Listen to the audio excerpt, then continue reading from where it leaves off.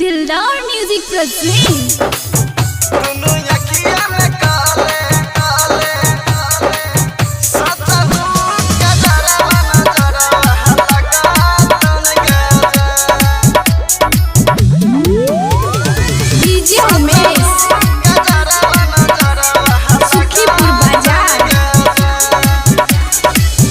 न गयोते है सुनर भल जान गे तोरे पहर दमरा है चौधियान गे के न गयोते है सुनर भल जान गे तोरे पहर दमरा है चौधियान गे कहै छियो जान हमर बात कनी मान दुनु अखिया में काले गे दुनु अखिया में काले सचहू के जरबा नजरबा लागत हूँ नहीं गजन दुनु अखिया में काले सचहू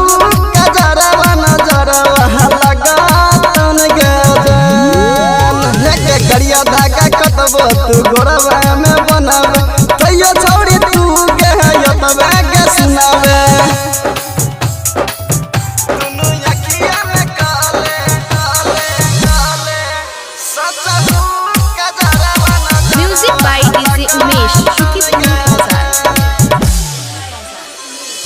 कोयला जैसन बोहली गे जान सुगहा जैसन ठोली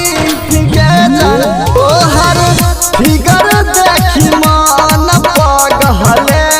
कहेला कहले भैया हमारा गुंडा डहर वाले कहेला होई ना कुछ छड़ी बात हमर मान दुनु अखिया में काले गे दुनु अखिया में काले सचहू के जरबा नजरबा लागत हूँ नहीं गजन दुनु अखिया में काले सचहू के जरबा नजरबा लागत हूँ नहीं गजन दुनु अखिया में काले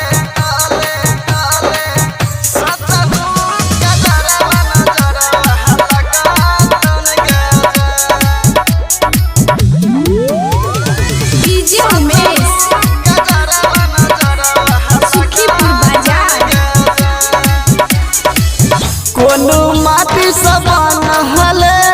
के जान कौना के सन हले काके मेहक पचलवे है पीछा परवे करत हो जान सीधा बना के चल छौरी बात हमारा मान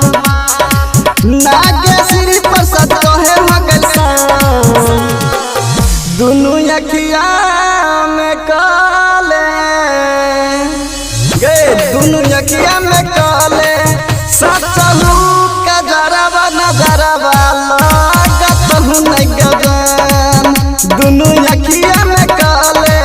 सचहू के जरबा नजरबा लागत हूँ नहीं गजन गे छोड़िया दिलदार म्यूजिक जनकपुर संपर्क नंबर 98 178 34 5 83।